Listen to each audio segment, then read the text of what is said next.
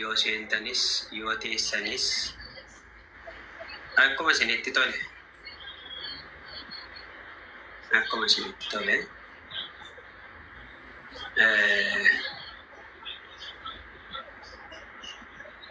Okay. Mee gara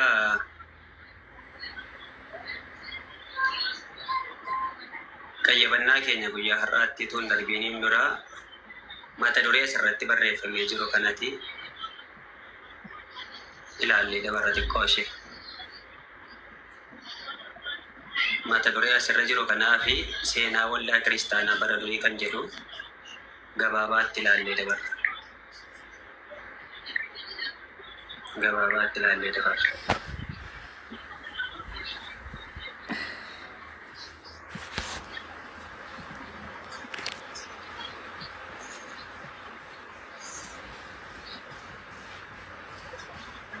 Okay.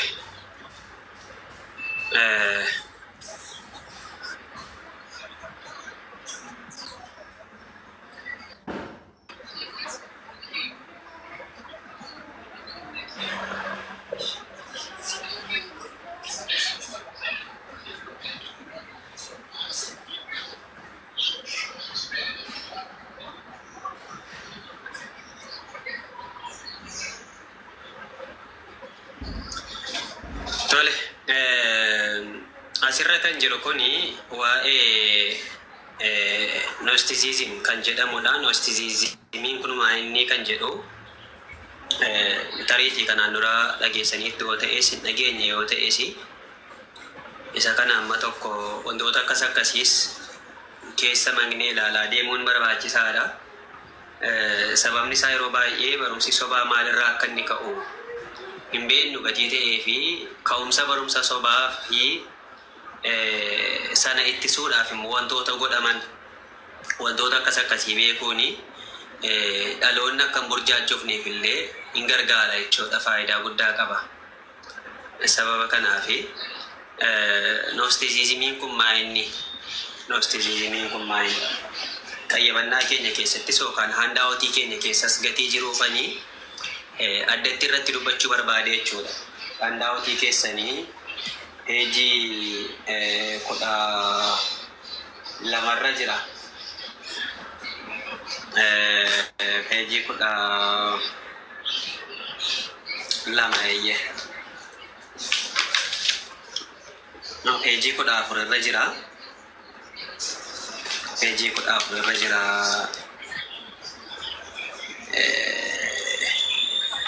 Okay. Gnosticism kan jedhaman kuni ka'umsa barumsa sobaati. Gnosticism kan jedhaman kuni ka'umsa barsiisa sobaati. Afaan Giriikiitiin gnosis jedhama. Afaan Giriikiitiin gnosis jedhama. Achirraa dhufee jechuudha. Kana jechuuni yookaan immoo Gnosticism gabaabsinee yoo itti fayyadamu immoo Gnostic afaan Giriikiitti jechuudha. Gnosticism inni jedhamu kun jechuudha. Warri Gnosticismii kun akkaataa barumsaa irratti ilaalchawwan mataa isaanii qabu. Ilaalchi isaanii kun immoo bu'uura macaafa qulqulluutiin ala kan ta'edha. Barumsi kamiyyuu taanaan barumsa dhugaasa ta'u, barumsa sobaasa ta'u macaafa qulqulluudhaanidha kan inni ilaalamu. Macaafa qulqulluudhaan ilaalamee yoo barumsi sun macaafa qulqulluudhaan wajjin hin adeema yoo ta'e barumsa dhugaa ta'ee fudhatama. Barumsi dhiyaatu sun immoo macaafa qulqulluudhaan aladha yoo ta'e immoo barumsa sobaa jedhamee fudhatamaa jechuudha. Ilaalchi warra Gnosticismii kun yookaan immoo akkaataan isaan barsiisa isaanii yoo ilaaltanii barumsa macaafa qulqulluutiin alaati. Barumsa macaafa qulqulluutiin alaati. Barumsi isaanii kun maal fa'i? Barumsi isaan barsiisan warri Gnosticismii kun maal barsiisu yookaan warri Gnostic jedhaman kun maal barsiisu yoo jenne inni jalqabaa waa'ee argamaa fi yookaan immoo uumama lafaa irratti waa'ee argamaa yookaan uumama lafaa irratti warri gnostic jedhaman yookaan immoo warri gnosticism jedhaman kuni kan isaan barsiisanii addunyaan ijaan argamuu fi foonii kunii jedhu guutummaatti hamaa fi cubbamaadha jedhaniitu lafa kaa'u. Addunyaan ijaan argamu isheen har'a jirtu kun jechuudha.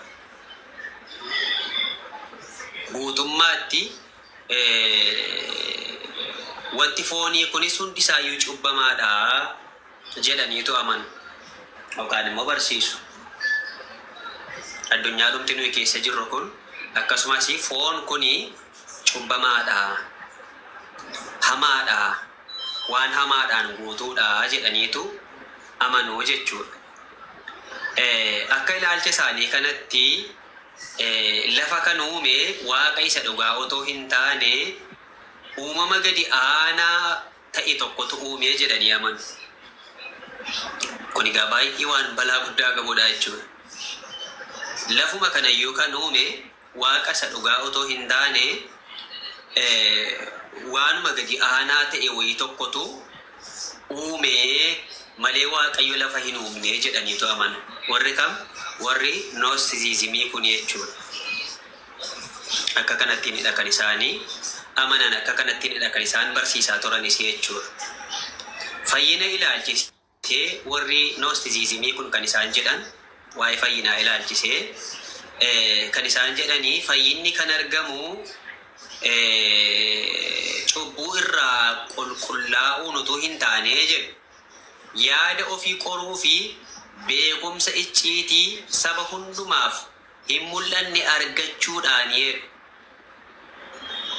fayyinni kan argamu jedhanii amanu warri gnosticismii.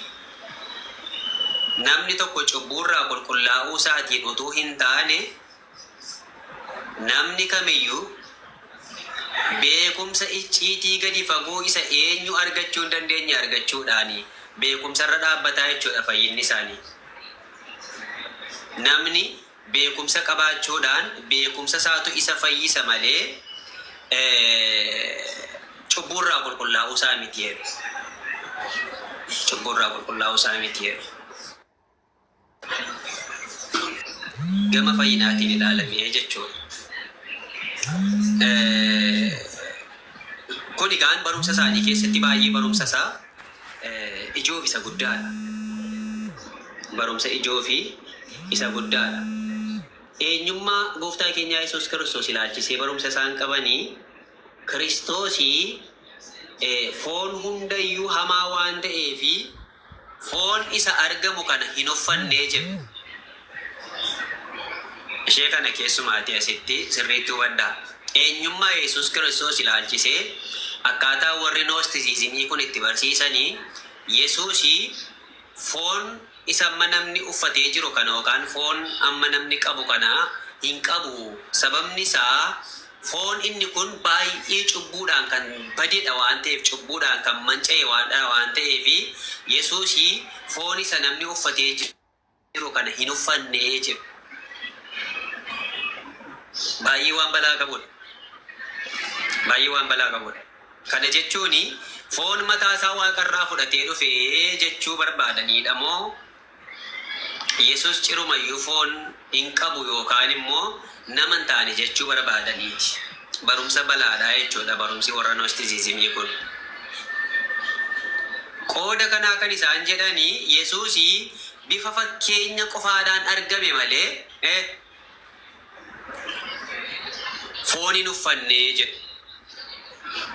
Yesuus bifa fakkeenyaa qofaadhaan fakkeenya ta'eedhuma argame malee foon hin uffannee jechuudhaan amanu yookaan immoo amanuu qofaarrayyuu darbanii barsiisu. Amanuu qofaarrayyuu immoo darbanii isa kanadha kan isaan barsiisan.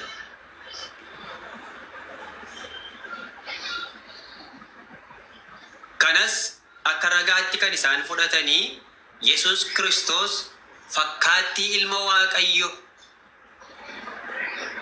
isa hidhurraa ka'uudhaani inni hin fakkaate malee Foon namaa hin uffanne yookaan immoo foon hin qabu. Foon namni qabu kun cubbuudhaan kan manca'e gatii ta'ee fi Yesuus foon nama cubbamaa kana uffachuu isa hin barbaachifne jedhaniitu amanu jechuudha. Kana jechuun immoo guutummaa guutuutti fayyina ilmaan namaa sana maal godhaniiru gananiiru jechuudha. Guutummaa guutuutti fayyina ilmaan namaa sana guutummaatti gananiiru. Sababni isaa Yesuus Kiristoos kan inni ittiin ilmaan namaatiif aarsaa ta'ee foon isa mul'atu kanaanidha. Foon isa mul'atu kanaanidha. Yesuus foon hin uffanne yookaan immoo fakkaatee ma argame malee foon hin uffanne barumsi jedhu barumsi warra noostisiizimii kuni fayyina ilmaan namootaa guutummaa guutuutti bishaanitti kan naqudha jechuudha. Okay, waldaan kiristaanaa yeroo sanaa barumsa kana maaliif kuffiste yookaan maaliif rijeekti gootee dabarte? Waldaan kiristaanaa yeroo sana keessa barumsa warra noostisiizimii kana maaliif kuffistee bira dabarte? Warqinaaf konneekshinii keedha. Konneekshinii keetu si gashaan jiru. Warra kaan immoo warra ergatan duwwaan galchean. Warra ergatan duwwaan galche. Warqina ishati immoo deddeebitee ergataa hartaa konneekshiniin keessi seensisaa hin jiru. Waldaan kiristaanaa barumsa kana maaliif kuffiste yookaan immoo maaliif rijeekti gootee dabarte yoo jenne macaafa qulqulluurra dhaabbachuudhaan barumsa warra noostisiizimii kana waldaan kiristaanaa kuffiste. Bu'uura macaafa qulqulluutiin jechuudha. Kan isheen kuffiste malee yaada mataa ishee irraa fuutee miti.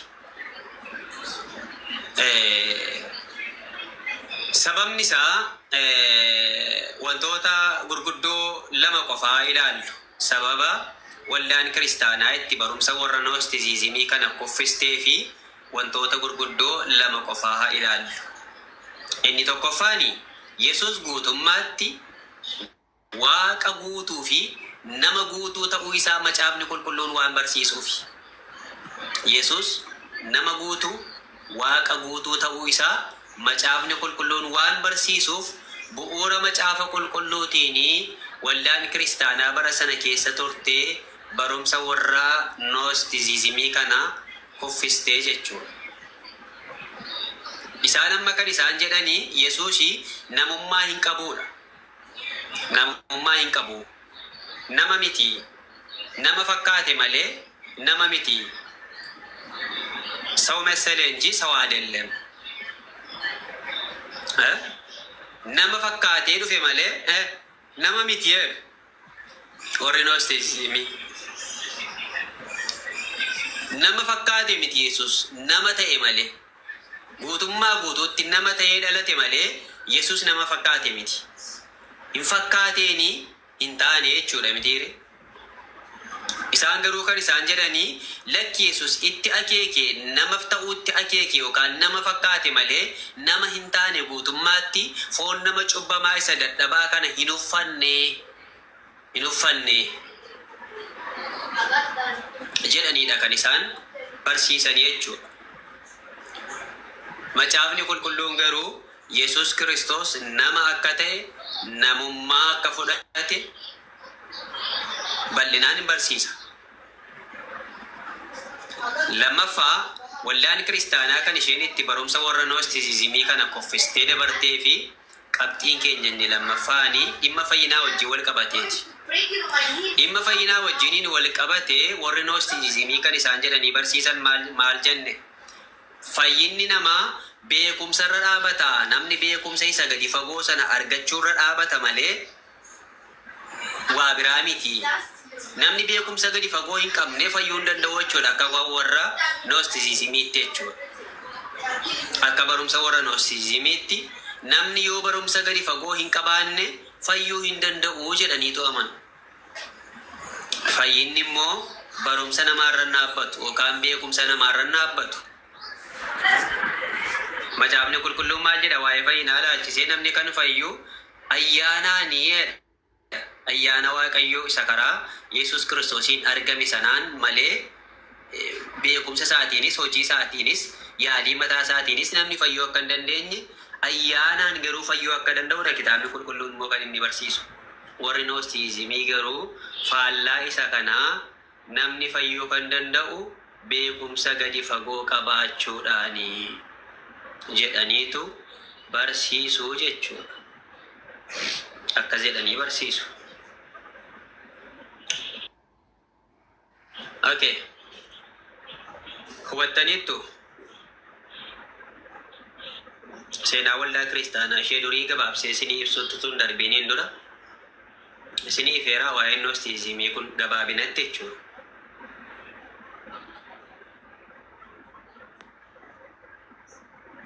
Amma kanarraa hubattanii naan gahaadha.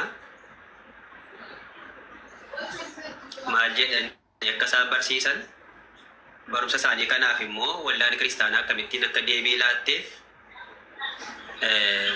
kan arga hubattanii booddee gara seenaa waldaa kiristaanaa ishee duriitti gabaabsinee dabarree sana waliin ilaallee ergasii booddee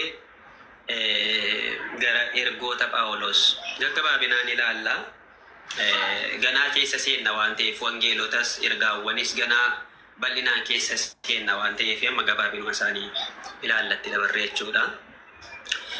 Seenaan waldaa kiristaanaa ishee durii kun egaanii jaarraa jalqabaa irraa kaasee hamma jaarraa arfaffaatti amantii kiristaanummaa dhiibbaa ari'atamaa fi akkasumas immoo lola keessoo otoo hin taane akkamittiin akka babal'atte hundee jabaa akkamii akka isheen godhatte kan agarsiisudha. Jaarraa jalqabaarraa kaasee jaarraa tokkoffaarraa kaasee amma jaarraa arfaffaatti waldaan kiristaanaa dhiibbaa ari'atamaaf lola keessoo garaagaraa utuu qabdu akkamittiin akka isheen babal'atte seenaan waldaa kiristaanaa duriidhaa lafa kaa'aa jechuudha. Jalqaba irratti bara ergamootaa kan jedhamu bara ergamootaa kuni bara 30 kaasee hanga bara 100tti bara ergamootaa jedhamee beekama. Bara 30 kaasee hanga 100tti bara ergamootaa jedhamee beekama. Dhaloota Kiristoosiin booda jechuudha.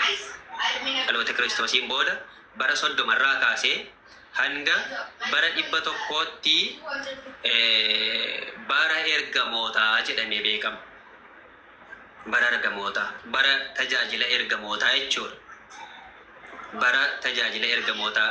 Ergamoonni bara 30 kaasanii hamma bara 100 kanatti ari'atama, du'a, rakkoo gurguddaan garaagaraa utuu isaan mudatuuti waldaan kiristaanaa babal'ataa turte jechuudha. Barri sun bara 130 kaasee hanga 100tti jechuudha. Bara ergamootaa jedhamee kan beekamu. Baroota kana keessa Phenxaqoosxee kan jedhamu yookaan ayyaana Phenxaqoosxee isa jedhamu irratti yeroo darbe ilaalleerra hafuurri qulqulluun waan bu'ee fi lallabni wangeelaa inni rivaayivaalii hafuura qulqulluudhaan guutame inni dhugaan sun jalqabe jechuudha. Akka kanaatti waldaa isheen jalqabaa waldaa amantoota wangeelaati. Deen amanaan jaallattanis jibbitanis waldaa kaatolikiis miti, waldaa ortodoksiis miti, waldaa amantoota wangeelaa warra rivaayivaalii hafuura qulqulluu isa dhugaa sanaan humna wangeelaatiin warra socho'anidha jedheen amanaan. Yes. Ishee sana dhaadhiin amana. Maalirra dhaabbadde? Akkaataa ergamoonni itti tajaajila isaanii kennaa turan sanarra dhaabbadde waldaa kiristaanaa amantootaa yeroon ilaalu waldaan kiristaanaa amantootaa har'a kan isheen irra dhaabbattu humna wangeelaa qofadha. Humna wangeelaa, olaantummaa waaqayyoo, olaantummaa wangeelaa, caaffata qulqullaa'aa, soolaawwan 5. Isaan kun amma bu'uura macaafa qulqulluu isaa ergamoonniif raajonni illee irra dhaabatanii barsiisaa turanidha.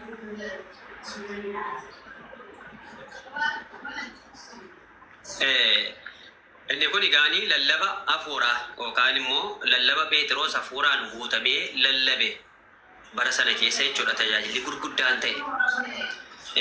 Bara sana keessa akkasuma babal'ina amantichaa yoo ilaalle amantichi immoo daangaa malee babal'ate. Maaliif daangaa malee babal'ate? Lallaba isaaniitu lallaba wangeela mootummaa waaqayyoo wajjiniin wal qabatudha. lallaba wangeela mootummaa waaqayyo wajjiniin kan wal qabatu akkasuma lallaba sochii hafuuraa isa dhugaa wajjiniin wal qabatu sochii hafuuraa isa dhugaa wajjiniin kan wal qabatu lallaba akkasiiti jechuudha kan isaan dhiyeessaa turan. Akkasuma jireenya amantootaa yeroo sana haalli tajaajiltoota yeroo sana baay'ee haala gaariirradha kan isaan jiran gama qulqullummaa amantii isaaniitiin gama qulqullummaa jireenya isaaniitiin barumsa isaan kennanii tokkoof tokko eenyummaa Kiristoosiin giddugaleessa kan godhate qofadha.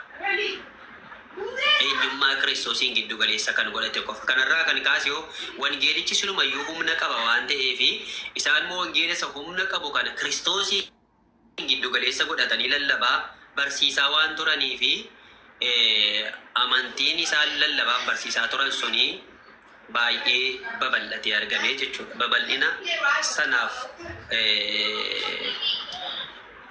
bu'uura kan ta'e humna wangeelaarra dhaabbachuu isaaniiti jechuudha. Humna wangeelaarra dhaabbachuu isaaniiti.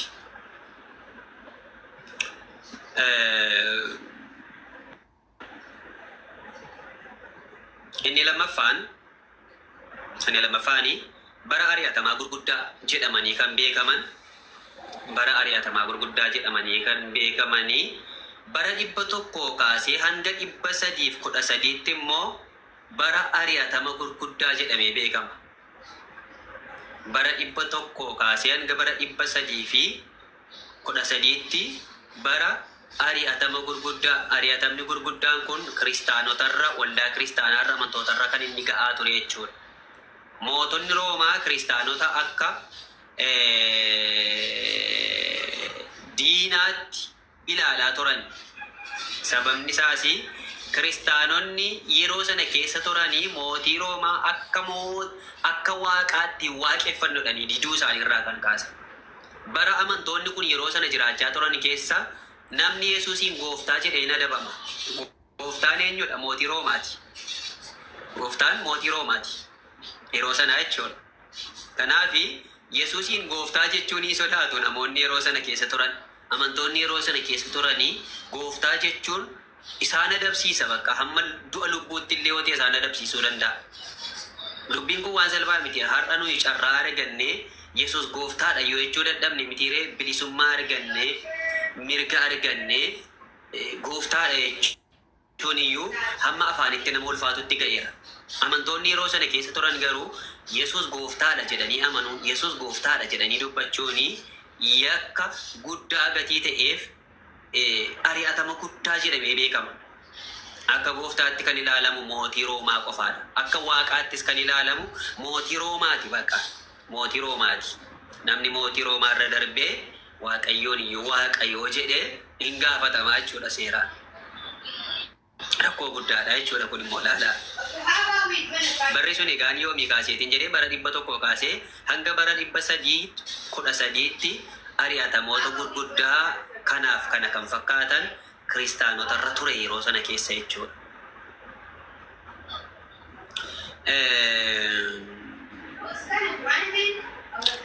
Mootii Roomaa kun immoo mootii Neeroo isa jedhamu sana. Mootii Neeroo. Bara mootii Neeroo kana keessadha Phexrosii fi Phaawulos illee kan wareegaman jedhameetu amanama akka seenaan waldaa kiristaanaa durii kaa'utti. Kana egaa kitaaba qulqulluurraa hin argattani kallattiidhaan seenaa waldaa kiristaanaa durii keessadha kan inni jiru. Bara mootii Neeroo kana keessa Phaawulosii fi Phexros akka isaan wareegamanii seenaan waldaa kiristaanaa ni addeessaa jechuudha. Akkasumatti aanee mootii Diiyooqileshiyaa kan jedhamu bara 303 ari'atama hundumaa caalu uumee ture inni immoo. Mootiin Diiyooqileshiyaa jedhamu bara 303 keessa baay'ee ari'atama guddaa sanarra kan caalu uumee ture jechuudha innis mootiin kun baruma sana keessa jechuudha. mootonni turan kun egaanii mootii Neeroo fi mootii Diiyaaqilooshiyaa kan jedhaman kuni bara 100 kaasee amma bara 313 gidduutti rakkinoota gurguddaa ari'atamoota jajjabaa ta'an geessisaa turaniiru jechuudha.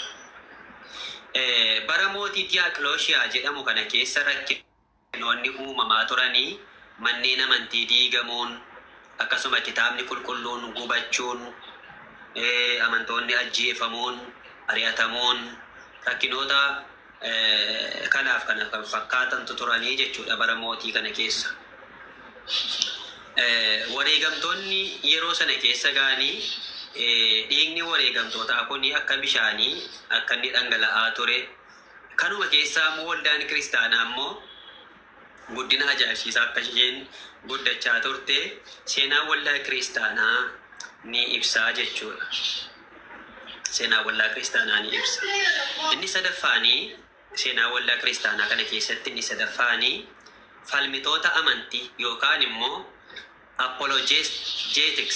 apologetics warra jedhaman falmitoota amantii yookaan apologetics jechuun warra ittisa amantii irratti hojjetan yookaan warra amantiidhaaf falman.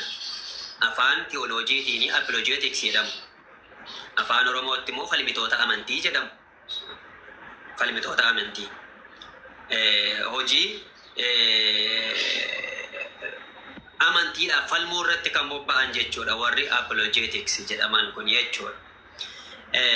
Isaan kun egaanii barsiisota sobaa kan akka Gnosticismii fi akkasuma kan akka Mariyaanizimii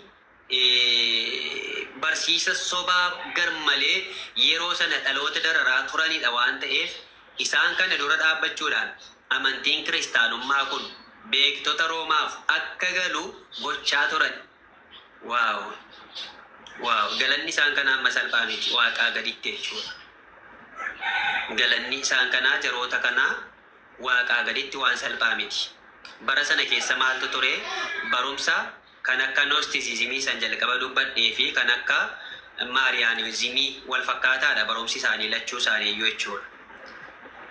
Barumsa isaanii sana jijjiiruudhaan isaan immoo mootii Roomaa duratti barumsi waa'ee kiristaanummaa kun sirrii ta'ee dhugaa ta'ee kitaaba qulqulluu wajjiniin kan adeemu mootii Roomaatiif akka galuu fi keessa ba'anii hanga mootii Roomaatti beeksisanitti turan jechuudha. Apologeticsii gurguddoodha gaasaan kun yookaan falmitoota amantii gurguddoo warra jedhamanidha. Falmitoota amantii gurguddoo warra jedhamanidha. Waaw. Kanneen akka isaan kun egaa maqaan isaanii yeroo eeramu kanneen akka Justinius Martyr yookaan immoo Justice Martyr yookaan Justinius Martyr warroota apologeticsii gurguddaa hojjetaa turan yookaan mootii Roomaa duratti amantiin kiristaanummaa kun akka beekamu godhaa kan turan keessaa jechuudha. Inni lammaffaan immoo Iraaniyoos warra jedhaman jechuudha. Isaan kun egaan warra adda dureedhaanii bara sana keessa bara 100 hanga bara 313 kana keessatti hojii amantii dhugaa beeksisuu irratti apologeticsii kan hojjetaa ture jaroota kana lamaanidha jechuudha. Jaroota kana lamaanidha. Maqaa isaanii qabattanii tolee yaada. Boriftaan gaafuma namni tokko akka carraa yoo irraa dubbatu yoo dhageessan illee akka gurra keessanitti keessummaan taaneefaniis jaroota kana dubbachuudhaaf yaala. Tarii gurra keessanitti keessummaa ta'ee akka olii gadi isin irra konneef jedheen. Innaa jaroonni kuni barumsa dhugaa warra qabatanii turan warra hanga mootii Roomaatti illee beeksisuurra ga'aa turanidha jechuudha.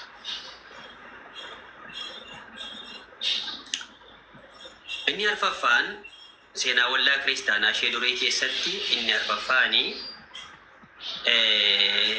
gumii Niiqiyaa kan jedhamudha. Gumiin Niiqiyaa kun karaa kan biraatiin dhaddacha miilaan jedhamee beekama. Gumii Niiqiyaa yookaan walgahii Niiqiyaa. Gama biraatiin dhaddacha miilaan. Dhaddacha miilaan.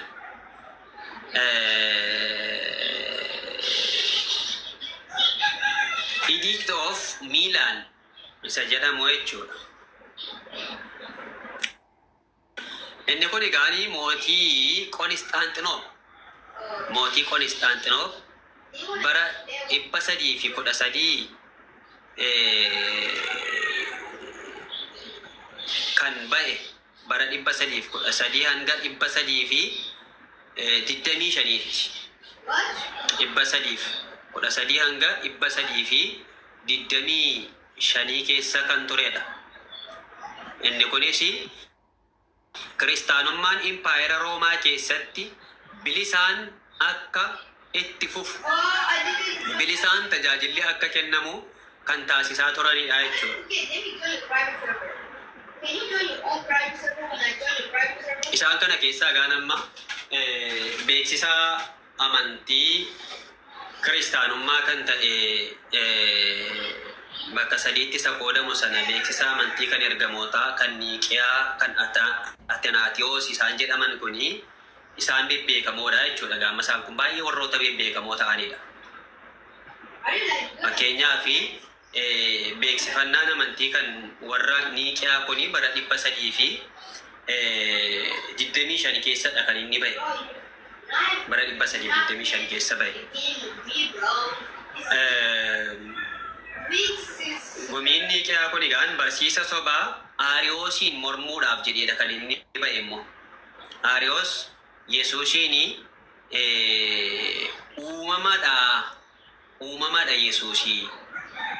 Uumaa otoo hin taane uumamadha. Waaqa otoo hin taane nama qofaadha jechuudhaan Aariyoos yeroo sana keessa geggeessaa amantii guddaa namni ta'e ka'ee barumsa fokkataa kana barsiisaa ture. Namoonni yeroo sana keessa turan immoo ka'aniitu lakki Yesuusii uumama miti, inni uumaadha. Nama qofaas miti, inni Waaqayyoodha jechuudhaani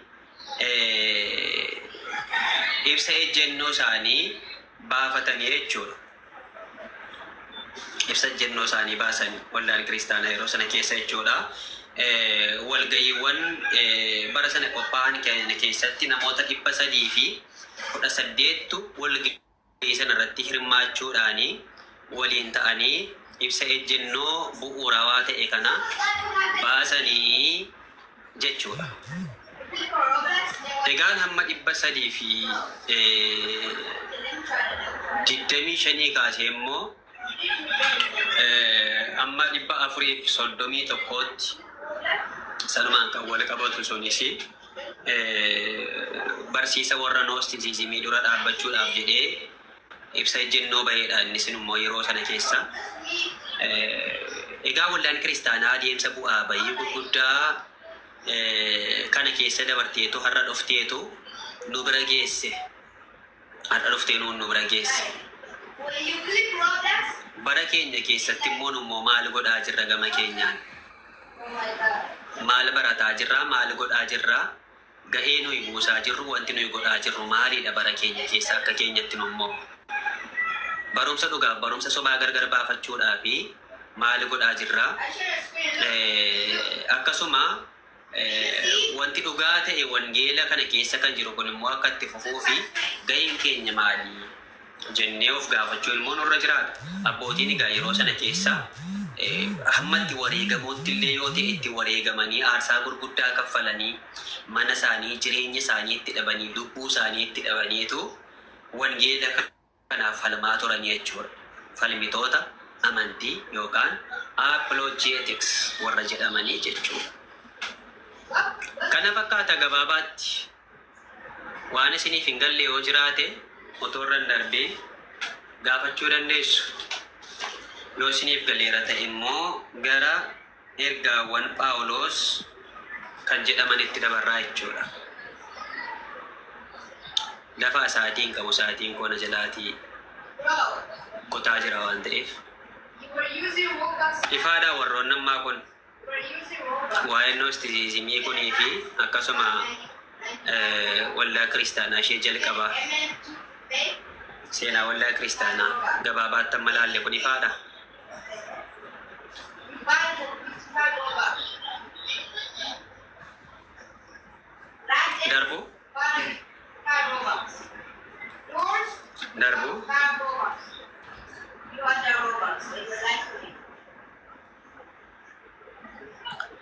Darbu darbeedha ka yookaan hin darbiin yookaan darbeedha.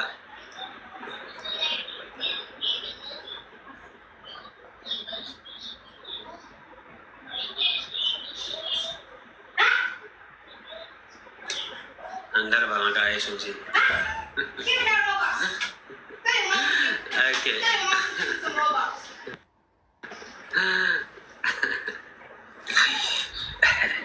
Okay. Atau darbeera.